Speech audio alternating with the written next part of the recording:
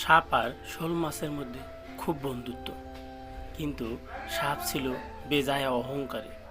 অহংকারে বসে সে কখনো ডানে কখনো বায়ে এভাবে হেলে দুলে চলতো। ভরা বর্ষায় দুই বন্ধু একদিন ঘুরতে বের হলো।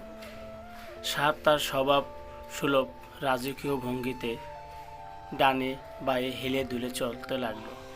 এতে শোল মাছের সাপের সাথে চলতে সমস্যা হচ্ছিল।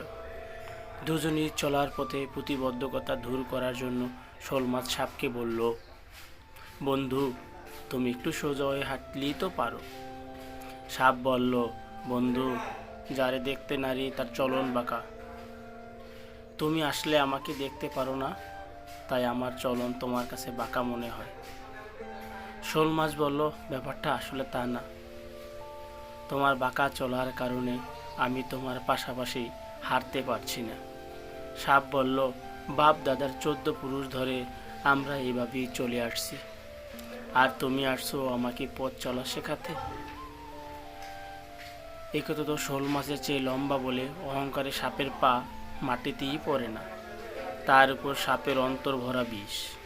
শোল মাছ যতই তাকে বোঝাতে চায় ততই সে ফুসফুস করে ফুলতে থাকে।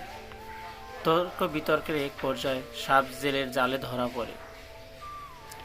জেলে সাপকে মেরে সোজা করে ঝুলিয়ে রাখে। শোল মাছ তখন আফসোস করে বলে, বন্ধু, সেই তো সোজা হইলি, তাও মরার পর। অহংকার আর অন্তর ভরা বিষ নিয়ে যারা মানুষকে বাঁকা পথে পরিচালনা করে, তারা আশা করি এবার একটু সোজা পথে চলবেন। মরণের পর সোজা হলো